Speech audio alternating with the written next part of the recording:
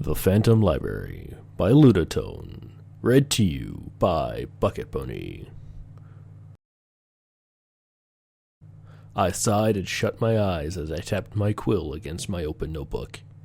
Inside my journal were notes on the legend of a phantom library, buried somewhere deep within the Everfree Forest.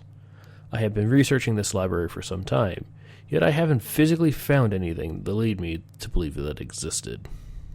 Historical records said the library held strange books and tomes, originating from a time even before the two sisters had been born, and within them the anomalous spells that were never been cast, let alone castable.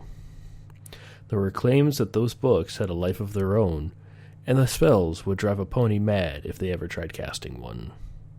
I shuffled my notes through, before withdrawing a volume of a crystal shelf and placing it on my desk. Then I opened it and scrutinized the text. I read it in my mind. A guardian watches over the lively tomes and scrolls, and that guardian would consume everything that ever tried to gain whatever knowledge was written within those writings. But there's no such thing as supernatural entities, right? I would be foolish not to believe that, given what I've seen. I sighed, pushing the book to the side before gazing away from my desk. Outside, the moon and the cosmos shone brightly in the night sky, illuminating every which way. Shafts of moonlight pierced through the crystal-clear windows of my castle. The small, comforting light muted my frustrations a little. For years, I've been researching the so-called Phantom Library. I examined the maps of the Everfree Forest with great care and attention, but guess what? Now what I found? Absolutely nothing. I stepped hoof in that forest countless times, looking for the thing, but found nothing. Even when I went as far as looking into the forest's dumb antiquities, I found nothing. At some point, I went to Celestia and asked her if she knew anything about this ghostly place. But according to her, she had never heard of such a place and forbade me from searching for it anymore. I wasn't convinced. That was when I paid a visit to Sakura. She said the same thing Celestia said to me and forbade me from ever speaking or searching for it. But I refused to listen to any of them. I couldn't. I knew I wouldn't. I had to find the library, because the enigma that it was so alluring. Some nights I would lose sleep just thinking about it, seeing the being for myself and obtaining the knowledge within. Then I realized that sometimes we had to take a leap of faith and do what our minds tell us to do, and if we don't, we'd never get a resolution. So, here I was now. I got up from my seat and paced around the curved bookcases filled with information, scrolls, and papers. There had been a hint or a clue in one of these books to how I could find the library. Realizing that I already had the book I needed, I drew it up from my desk and went through every page until I found something I could help me find with this quandary. And I did. It says here the library moves when the cosmos and full Lumos moon is out, especially on the fourth cycle within the year. My eyes darted to the calendar that hung on the wall. It's that time. It also says that before the library moves underground, a colored wisp will appear and create a small yet safe sinkhole that will lead to strange caverns. And this is my chance. I had to go now, or I'll never find this place. I closed the book, teleported to my chamber, and packed my saddlebag with essentials. Blank scrolls, ink, quills, a pair of binoculars, packed and ready to go. I slipped past Spike's room to see if he was still asleep, and without a doubt, he was. And that was until I accidentally kicked a crystal stone that was on the ground. He stirred around in his sleep and rubbed his eyes, only to roll over. I smiled at him. I'll be back, Spike. I promise. Always. When I got outside, the warm, humid night air impaled me. It made me feel more at ease. My body loosened, and the frustrated tension I had experienced trying to find the library dwindled. Taking in a deep breath, I made my way to the Everfree Forest. The town was desolate and suppressed by the anomaly of sleep and dreams. I seemed I was the only one conscious in town, something I was grateful for since I was going to the Everfree Forest, and the last thing I want would be for ponies to become suspicious of me. I took the high road and soared into the clear, radiant, star-painted sky. My flight wasn't long or tiring, but it was anxious. My body kept shaking as if I knew I was going to find something I shouldn't. The mind kept telling me I had to do this, but my heart kept telling me to turn back. That it was unsafe and unearthly. I listened to my mind. The Everfree Forest was warmer than ever, but it was like a remedy to calm my nerves. From the pubescent mute trees twisting grotesquely in a loft, as if they were trying to make themselves appear as alien as possible, to the eerie sounds of nightly creatures, they all made this place a little bit more unsettling at night. Did I forget to mention that? As I pushed through the dense, damp vegetation, I heard something shift beneath me. I looked down, but there was nothing moving. As far as I could tell, I cast an amplifying spell and listened. Sounds of movement and falling objects resonated through the ground, and I couldn't believe it. My brain had must just been playing tricks on me. I ignored it and followed the sound. Within seconds it terminated, leaving no trace of anything. At first I was disappointed, but then a circular spring, rotating with divine energy, appeared, and two spherical, radiant, blue flickering wisps manifested themselves from the swirling energy below. The wisps moved on their own, and they illuminated an Otropa Boloma bush. I teleported myself to the wisp, and it kept moving on its own. Before I could do anything, it vanished into nothingness. I knew something was off. I could feel it as I sat down amidst the weedy, clammy ground. Taking a leap of faith, I headed to where the wisp had emerged. And that's when I began to fall. I frantically flapped my wings, but for some reason, regardless of how hard I swayed my wings up and down, I was only forced further down into the pit. I lit my horn aglow and saw the bottom, and I suppressed my fall, stopping myself from becoming a pancake.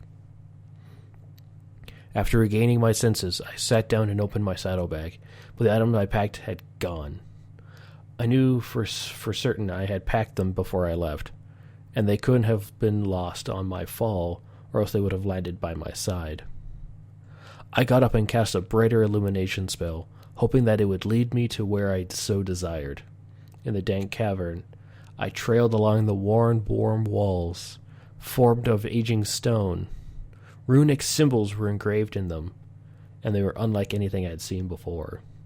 I stopped midway in the path and brushed my hoof against the symbols, yet I only felt the friction from smooth rock and not the glyphs. They weren't etched, but rather made from the stone. Thereafter, the markings began to glow a blue-pale light, then dimmed down. Without thinking or realizing, I made my way down the path until I came to a set of stone stairs that were leading up. And I was sanguine, and I could get out of this place. The cave I was in was eldritch and sinister, with voices echoing throughout the interiors, the voices calling out to kill and for blood. There were bats, too, that made zero noise when flying, and the stalactites were dripping a weird ooze. Didn't make me feel welcomed or comfortable. So I ascended the stairs until nothing more to climb. Another dead end. I felt my head touch something solid, and I knew it had to be either a roof or floor since I was going up. I challenged the barrier, but it was immobile. Without question, I cast a spell and forced it open with my magic, after which I crawled out from the debris and found myself in a strange room with green, ghostly bookshelves filled with old, lifeless tomes. I brought myself to a shelf and fumbled for the idle books and scrolls. Dust covered them, so I blew them clear and examined the titles. They were written in some runic symbols again. I placed the book down and grabbed another, by which point I felt something hard strike the back of my head. I wonder what it could be, as I expected to delve deeper into this place. This was the only start of it after all. I dragged myself away from the shelves to an ajar, creaky door. Pushing it through, I found more vast shelves of marble bearing odious oblong boxes of disturbing sizes. There were windows on the outer edges of the room, and I hurried to them. And when I gazed outside, I saw a full moon and the giant trees within the Everfree forest, as well as magical barrier that surrounded the perimeter. So that's how this place hides itself. Somehow. With the use of magic, it cloaks itself in the forest. But what exactly is it doing? I have to find out. Looking one last time in the array of the uncanny things around me, I bid farewell to them, and traversed up another stone staircase that was in the room. Strangely, my body grew tense as I left the room I was just in. My body, specifically my legs, began to shake furiously, and there was this tingling that electrocuted my body on a cellular level, leaving me paralyzed and unable to move. It was like the room I had just left was the safest place I was there was a familiar things, like Luna's room, the stars, and the ever-so-scary Everfree forest. Given that my castle would be way safer, but going up this staircase was a curse. Soon, I was out of that hex, and found myself in something beyond the idea of spectacular. Floating tomes and scrolls, all of which glowed different colors and flew in rhythmic direction, placing themselves on bookcases that covered with green slime. I ran into the middle of them, amazed to see it for myself. None of the books took notice of me, which I was somewhat glad of, though I cast a protective veil spell in case some of them decided to go haywire and attack me. Fear crippled me, freezing and contracting every muscle in my body, even though I could tell I was trembling on the outside. I felt beads of sweat stream down my forehead, like an icicle melting, and a bastion of warm comfort dripped down my leg in a moment of primal terror. A pungent odor of something unpleasant permeated the air, and I could sense that it originated behind me. It was the aroma of the pages and rotting wood that filled my nostrils, and it made my stomach churn. And the thick green slime coating the walls, to the living tomes making rattling noises every time their pages flapped, and the bleary greenish glay lightning that made the place eldritch to me, leaving me more frightening.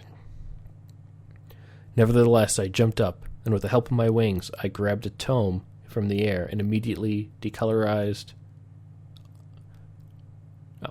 Nevertheless, I jumped up with the help of my wings and grabbed a tome in the air. It immediately decolorized and died. All of the other tomes didn't respond, so I went on what I would normally do with a book: open it and cure my thirst for knowledge. Every line of text was decipherable to me, and that made my insides boil with contentment and gratitude, since for once I had found something that I had been told would be impossible. And it was in that moment when I felt contented, as I achieved the impossible, making me feel as if I were in a dream, a reality of unconsciousness. My body felt lighter than usual, and tingly quiver shivered through me, raising my heartbeat and breathing in anticipation for what I could find within this place. And when I finished reading the book I had picked up a while ago, I snatched another one out of the air, hoping nothing would disrupt my happiness. I wish I hadn't. All the tomes fell to the ground, and there was nothing but silence that hardened like obsidian. Their glow dimmed to nothing, and to the untrained eye, they were nothing more than ordinary volumes that one would find in a local library. My teeth gritted and grunted escaped my mouth. I grabbed a dead tome and tried opening it, but it wouldn't budge, as if there were a magical force of some sort preventing me from opening it and reading its contents. I tried casting a spell to get it to open, but it was in vain. I threw the volume at the wall in rage, and its pages rustled and swooshed as the air made them move as if it were airborne. I got up and tried to pick up the scroll at a time, but there was a terrible scream that left me paralyzed and scared. It was as if one of the 1,000 banshees screaming horribly and wildly, as if they emerged from wherever place they derive. I stood, shakingly, frantically, all the while feeling my pupils dilate. I followed the source of the scream. I ran and ran, trampling on the books, which dug into my skin. As I made my way thence, only for the screams to become louder. Instinctively, I cast a muffled spell on myself. I could still hear those violent, dismaying elations, but they were much quieter and less intense. Eventually, I pinpointed the source of the sound. It was coming from a gigantic tall bookshelf, far taller than my own castle. A dull green, ghostly figure, wide, tall, and translucent, emerged from the bookcase. Its appearance was unearthly. It had what looked like a dress made of damaged books and torn pages, and its eyes were non-existent, only with a void in the eye sockets. Its claws were long and sharp, glowing from what looked like magic.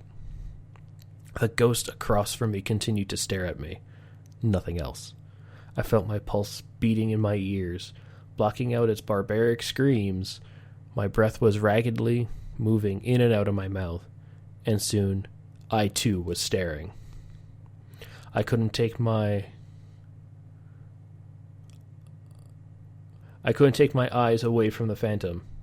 I had seen things and the creatures throughout my adventures with my friends, but I've never seen something like this. I knew that nothing else mattered. I found the phantom. I found the supernatural guardian. The connection had to be held, because if it broke, I might just die. No pony would know where I was, or how I stumbled across this forbidden place. It might be hard to believe, but I never felt more certain than I do now. I could no longer control my hooves from quivering, nor could I control my urge to blast the ghost with a magic spell. Yet still, I stared, willing myself to stay put until the connection was broken. As time passed with me staring at the ghost, it became something out of this world. Its form started to decay and change, revealing black and callous bone, and its once empty eye sockets began to bleed red. And its face, rotting with red ooze, became warped and distorted. Its flesh appeared rotten, decaying away at the grotesque plague that attached to its bone. I was paralyzed, making a feeble, accidental backward tumble onto a tome. Slowly and carefully, I backed away from the supernatural being. It followed me, and a sinister smile suddenly crossed its face. And as the ghost neared the dead tomes and scrolls, they revitalized and glowed with a red aura. They followed the ghost. I turned around and ran. I used my magic to throw objects in front of that being, but only made it angrier. Still, I did everything I could to block the thing off. But then I tripped and tumbled face first, leaving me vulnerable. I turned around and I frantically backed away, crawling, but it did no good. The ghost collided into me, and shrieking the piercing sound of 1,000 souls being tortured. I found myself in the Everfree Forest, where I found the wisp. Flying through the endless array of trees on the dark night, I raced out of the forest before glancing back at the ghost floating at the edge. The phantom disappeared seconds later. I collapsed on the ground and felt grass brushing against my body, then gazed up at the star and the moon, wishing that I had never followed or listened to them. Despite my later investigations, I have never since been able to find a colored wisp at the night at the edge of the Everfree Forest. But I wasn't sorry for that, or for the losses of countless tomes, which alone could explain the truth about the Phantom Library. This has been The Phantom Library by Lunatone, read to you by Bucket Pony. Good night.